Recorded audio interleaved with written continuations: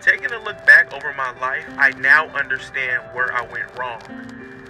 I began to detach myself of my present emotions, my present state, where I was in a moment of time of feeling emotions of sadness, anxiety, stress, doubt, having little faith, and even happiness. I always swept emotions under the rug, and I never began to sit and understand my present state of being. And when life brought me persecutions, I didn't realize the depth and the power of personality that comes. Persecution brings personality. And I didn't understand that until now. August 8th of 2024, I came out of a really dark place, a place of death.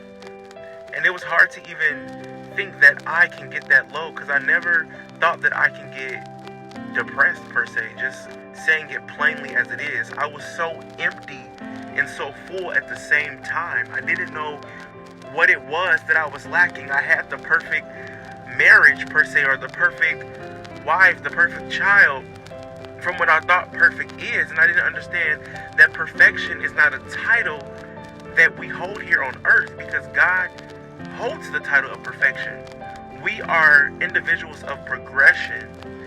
And I know a lot of people might look at me and think that I have it all together, and think that I shouldn't go through things because my life might be better than the next individual. But everybody thinks that. And I started to realize that I was lacking something. I was so full and empty at the same time. And I did some soul searching, and I realized I needed more of God. And I started journaling and really just understanding myself. And now this new platform has come about. I'm calling it Sauda Slang. Slang is a way of talking, a way of interpreting different words and languages of one's self. And I didn't even realize that this is kind of like a ministry in a way, because there's such a stigma on ministry and ministers in the church, and I just wanted to detach myself from that. And I don't want people to think that, oh, he think he got it all together, and he think he's this, and he think he's that, which I'm not. And believe me, I did not want to do this. I did not want to speak up, speak out.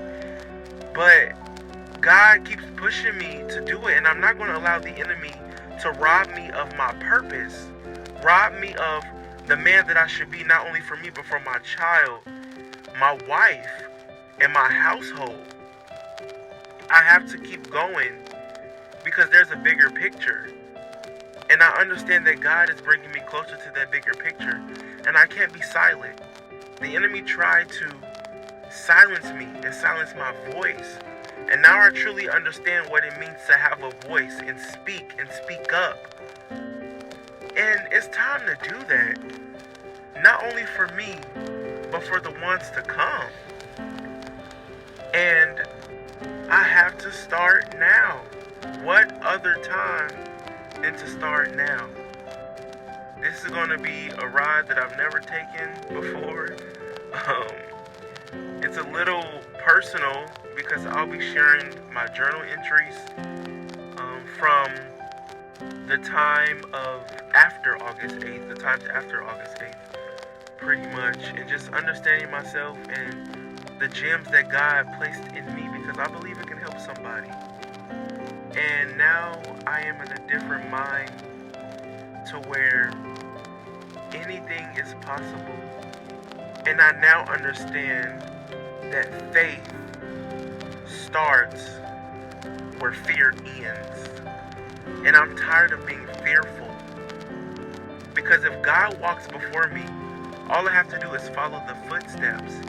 I ask God to open my ear to my family, the needs of my family, what they might need, not only physically but spiritually. Strengthen my discernment and give me the gift of prophecy. And it's so funny, because God is starting to strengthen those gifts, but strengthen them in a way of me reading myself, because you can't help others if you don't see the plank in your eye. So with all that being said, I present to you Sauda Slang, coming January 1st of 2025 to YouTube. Stay tuned.